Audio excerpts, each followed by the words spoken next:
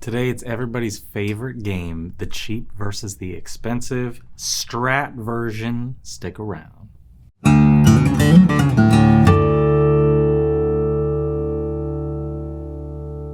How's it going, y'all? This is Cooper Greenberg at Alamo Music Center in San Antonio, Texas. You can find us online at alamomusic.com. If you have not already, please subscribe to the channel, like the videos, comment on them, share them, everything you want to do. We appreciate it. So I got a little cheap versus expensive. It's been a bit since we've done one of these, but I have two things that came in recently that warrant it because the last few of these videos that we've done in this format, it's been a really inexpensive versus more expensive. There are typically sometimes the cheap guitars are guitars that are over $1,000 and close to $2,000 versus a really, really expensive one. This is a true version of that because the one that I've got in my right hand is a Squier Sonic Stratocaster HT. We'll get back to that. And to my knowledge, this is the most affordable Stratocaster that you can get from the Fender Corporation right now. On the other hand, aka my left hand, I have a custom shop that is a special order for a customer, a friend of mine. I do not know if he wants me to use his name in the video, so I'm not going to, but right after this video is done, it is going to a very good home, and it has been quite the wait. He's waited probably close to a year, maybe not, maybe over a year for this guitar, and it's got a very cool story behind it. This is a 63 custom shop, super heavy Relic, super faded aged 3-tone sunburst Stratocaster right here. And I know for a fact that he got this guitar after he got a real 63 Stratocaster. This is a real 63, but it wasn't made in 1963. He's got very good taste. So this is going to him. We've been waiting on it. He's been waiting very, very long, and he was willing to wait a little bit longer so I could use it in a video. I'll get back to this one. The Squier Sonic is a Stratocaster that is very, very affordable, and it represents the true entry point, to my knowledge, unless there's something new that came out since then, of a good electric guitar from Fender, in this case from Squier, but Squier is from Fender, so this is from Fender. This is the HT model, which you will see there's the Squier Sonic Stratocaster, Squier Sonic Stratocaster HT. HT stands for hardtail. So this has no tremolo, no whammy bar, which I think that in some ways is better for a beginner because this is a guitar geared towards entry-level beginners, somebody looking for something that is good quality, that is going to be relatively inexpensive getting into the world of guitars. These are also available in packs, so if you want to go all in one and get a little amp and a gig bag and a cable and some picks and strings and all that stuff, you can get a Squier Sonic pack. That is probably the most popular entry-level thing that we sell, and I do think that a lot of people are, probably going to opt for the pack version of this guitar. But also, you can piece it out if you want things a little bit differently, and you'll save a little bit going with the pack, but not that much. So you can buy this separately and add on the extras, or if you already have extras, you just need a guitar. Easy peasy. This is, I believe, about $220. Under $250. Everything goes up all the time, so if you're watching this in the future, double check. But I would be very surprised if this guitar ever got over $300. It is about $220 right now, and I think that is probably, this is the deal in the store, because this might not be the case for every single one. I brought this out of the box today, brand new. Setup is great. Pickups sound great. It feels really good. I think it looks sharp. It's an Arctic white. I think a white Strat is classic. And for what you're paying for and what you get, I think it's a solid choice. Right now, just a quick run through. If you're looking at a Strat, you can start right here. Then you can go Affinity. You can go Classic Vibe. You can go Player 2 now. No more Player. And that's getting into Fender on the headstock. Player 2. Player 2 modified, there's some Venteras, there is then jumping into the American side of things, you got some change there. There was performers, but now as of hopefully today, hopefully I'm not breaking the rules here, there's a launch for the American Professional Classics. Then you got American Professional 2, you got American Ultra, you got American Vintage 2. Well, I guess it's Ultra 2. Everything's 2 now. What I'm getting at, Pros, Ultras, Vintage, Ultra Luxe Vintage, and then you're hitting Custom Shop. This is at the very bottom of a very big food chain of Stratocasters, of Fender guitars in general, and I miss the standards. We got the standards now, made in Indonesia with Fender on the headstock. See, it's hard to keep up with. All I'm getting at, the entire point of this is you can go Custom Shop, which we'll get to. You can take steps all the way down.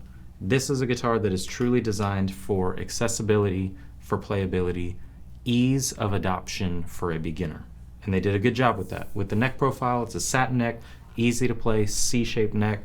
The pickups in here are absolutely nothing special, but they are not bad pickups. You will hear it in a moment. These are just single coil ceramic pickups, which you'll find on a lot of more entry-level Fender guitars.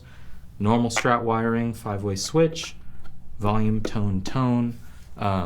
You know, it's got tuners, it's got a body made of poplar, it's got a maple neck and a maple fingerboard, and it looks like a Strat. And it sounds like a Strat. And for me, I've said on this channel before, I started with, I believe at the time it was a standard Strat made in Mexico. My parents bought it for me. I think they probably spent about $400 on it, which that's a lot for an entry-level guitar. I still have that guitar and I think it's very nice. And I've gone on record saying when I was 8 years old, 7 years old, whatever it was, I didn't care that they weren't the hand-wired Josefina pickups. I wanted something that sounded like a Strat. That's what I got, and that's what I think this is to a lot of people that could just get started, have something that, to me, I mean, I'm looking everywhere on it, all the normal things that I would probably check out for a guitar of this price. It passes all the checks. So under $250, that's your cheap option, and it's a good option. And they make this in a Telecaster and now a Mustang HH. You know, a few different options.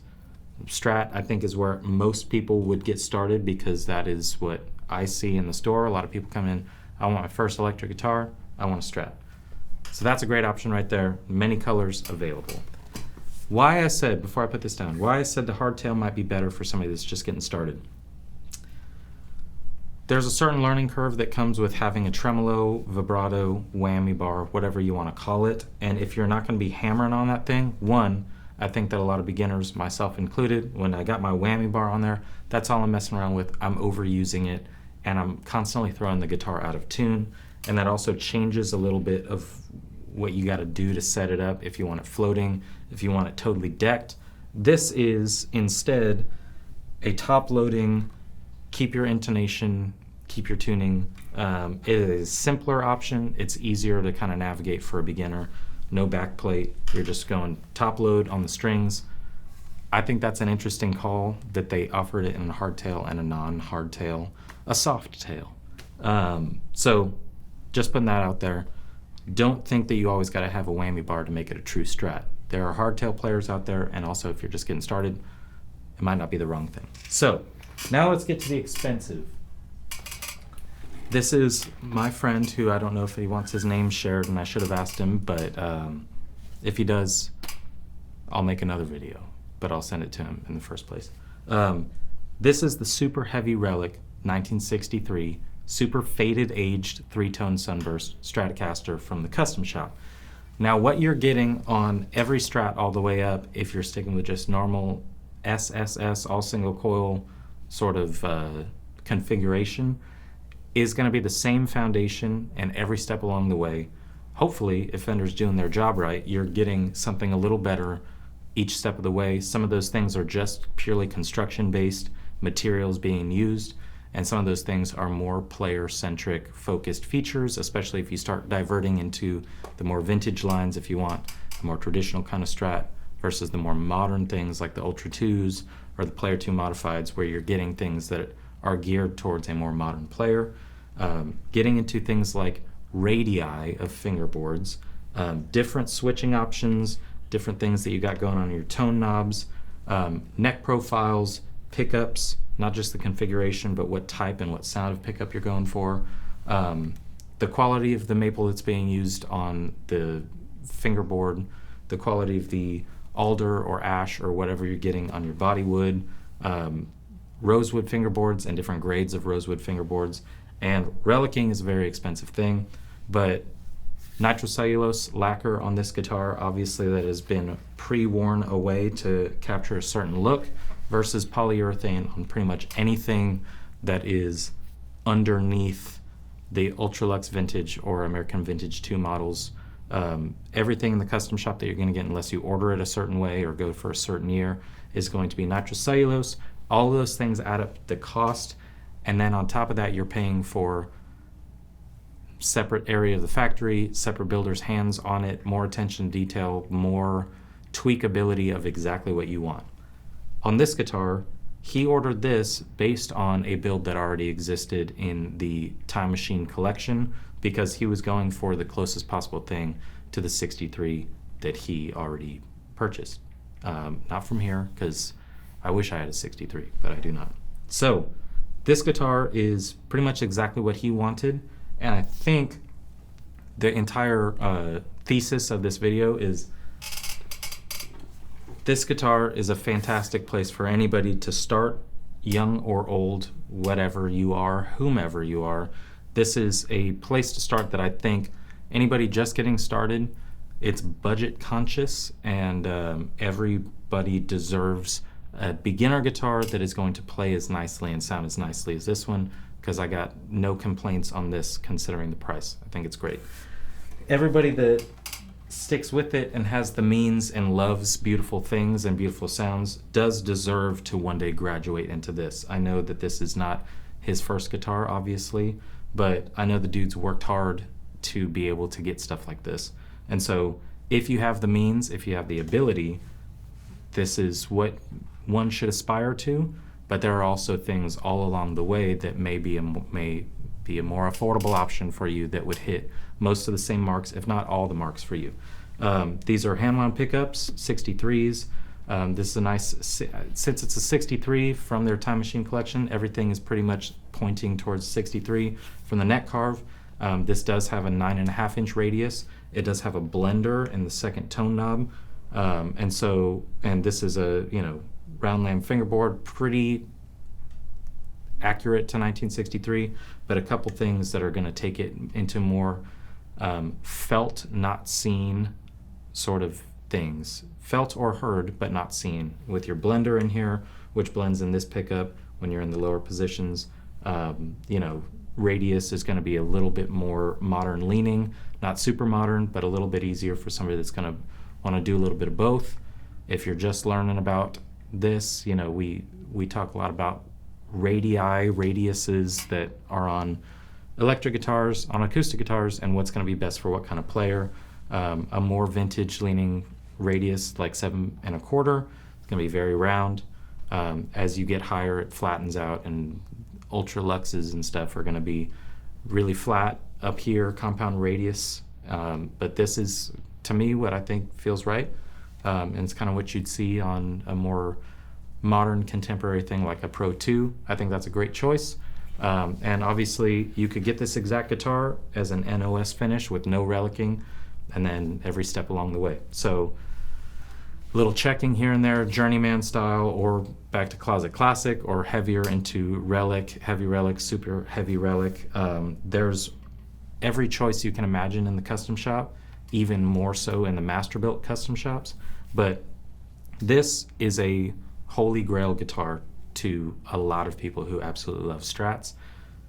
What better comparison than to go for starting your journey versus maybe ending your journey. They both sound great. I have stuff to say about the pickups on the other end, but let's take a listen first so you know what I'm talking about.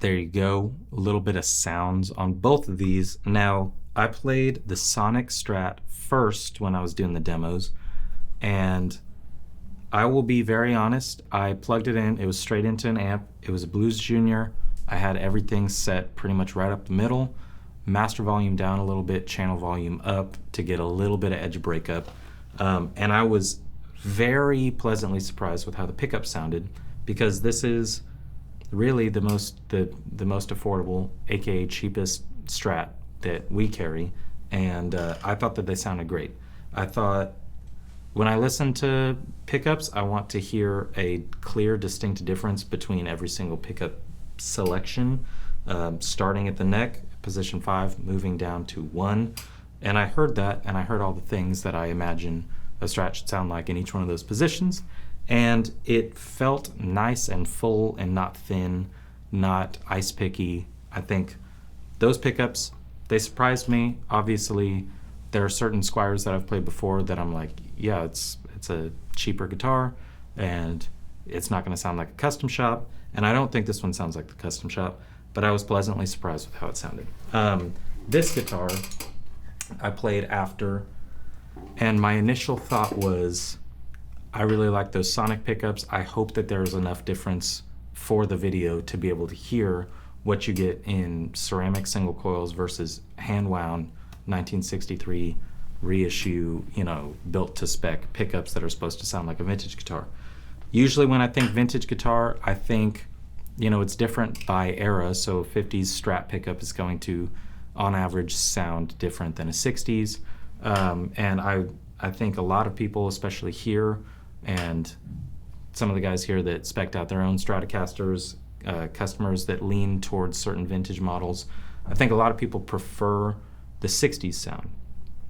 50s sound, I think Buddy Holly kind of vibe. 60s sound, I think a little, maybe a chubby Buddy Holly, a little bit thicker sounding. And obviously that changes based on what guitar you're talking about, and in the custom shop, which ones that you're going for in terms of the pickups. This, interestingly enough, felt a little less hot than the Sonic, and somebody that knows more about pickups and materials being used could probably explain why that is to me.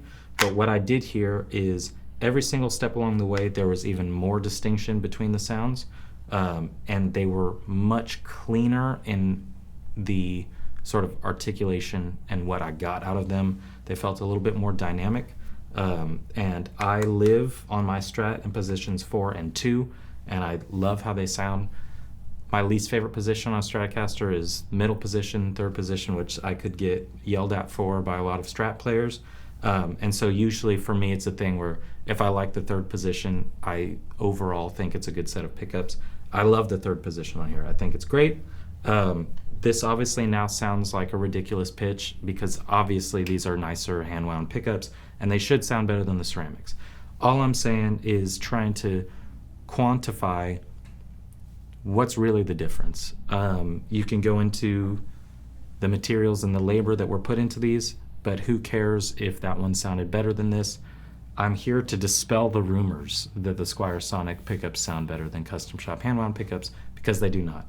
However, they sound great, and especially if you're just getting started, you got a little practice amp, and you're starting to get some pedals or whatever, that's going to put out a sound that I think beats out other brands' entry-level guitars, because it feels like they put work into voicing them and making them sound good. So, as always, with cheap versus expensive, the answer is what's your budget and where are you in your guitar playing lifespan, and what are you really looking for? And spoiler alert on all of these videos, they both kind of win, because this is probably the best beginner Stratocaster that you can buy right now when you think about value and what you're getting. A lot of guitars more expensive than this with the same brand name on the headstock also don't come with gig bags and also don't come with pickups that are any more special than these. So if you're going for a beginner guitar, why not get something that is going to get you in at the least possible price point at a very high quality thing that is comfortable to play? I think that's a good call. If you can go for a custom shop Strat, do it. It's something that you won't regret, because they're more in the realm of work of art guitars. You get exactly what you want.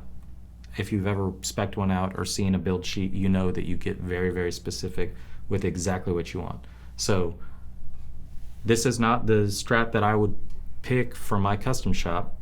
This is probably a lot of people's Strat, but the best part about it is I could tweak a couple things on a build sheet and have it be my dream Strat. You know, that's the beauty.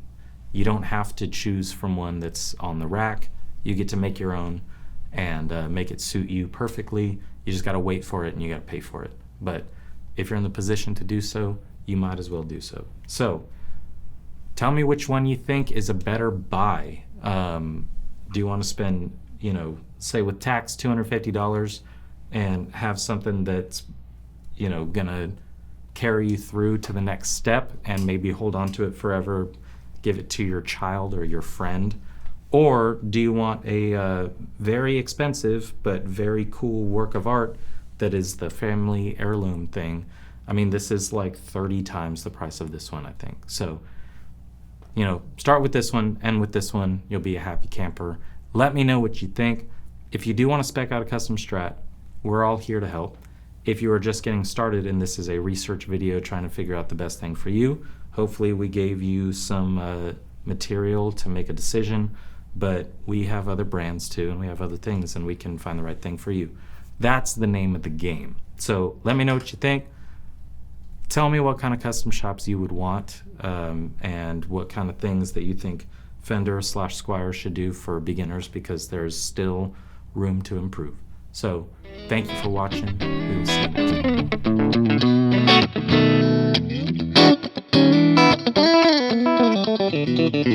time.